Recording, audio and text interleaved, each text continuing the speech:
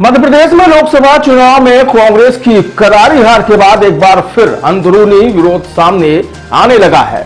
पूर्व नेता प्रतिपक्ष अजय सिंह राहुल ने गुरुवार को मीडिया से बात करते हुए पार्टी के बड़े नेता और संगठन की कार्य प्रणाली पर सवाल उठाते हुए हार का कारण बताया है। उन्होंने कमलनाथ की ओर निशाना साधते हुए कहा कि पार्टी के एक बड़े नेता ऐन वक्त पर बोलते रहे कि मैं भाजपा में जा रहा हूं, फिर बोले नहीं जा रहा हूं। ऐसे में उन पर जनता कैसे भरोसा कर सकती है। उन्होंने संगठन के कामकाज पर भी सवाल उठाते हुए कहा कि पार्टी के कई प्रभावशाली नेता भाजपा में चले गए, लेकिन उन्हें किसी ने भी नहीं रोका। उन्होंने कहा कि कांग्रेस की हार का एक बड़ा कारण यह भी है कि कांग्रेस की सरकार टिक नहीं पाई और 15 महीने में ही गिर गई।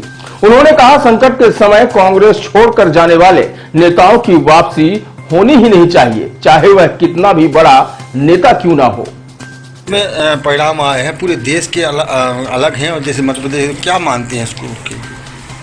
देखिए, पूरे देश में कांग्रेस के पक्ष में माहौल था,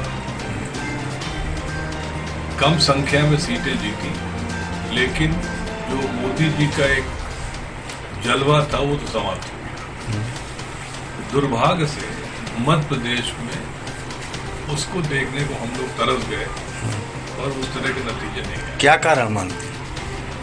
कारण एक दिन का नहीं होता है, उसके बहुत कारण हैं।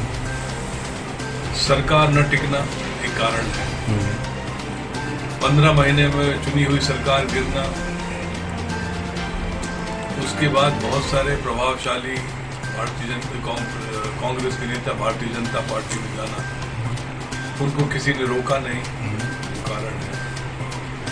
फिर कोई एक नेता कहते हैं कि मैं जा रहा हूं, फिर नहीं जा रहा हूं, फिर जा रहा हूं, फिर नहीं जा रहा हूं, उसका बहुत बड़ा असर पूरे मध्य प्रदेश के कार्यकर्ताओं में पड़ा है कि इतने बड़े नेता ही यदि भाजपा में जाने के इच्छुक थे, दोनों बाप बेटे, अब कौन थे ये आप लोग जाने, बहुत सारे लोग उनके साथ जाने को तैयार थे, जी चर्चा का विषय है। जी। तो एक साधारण कार्यकर्ता भी उसमें मजबूर होकर सोचता था कि क्या है। संगठन भी क्या मानेंगे? मध्य प्रदेश संगठन में क्या कहीं कोई कमी रह गई क्या? देखिए, संगठन के बारे में जिनको बहुत कम समय का काम करने का मौका मिला, उसके लिए मैं कुछ नहीं कह सकता हूँ।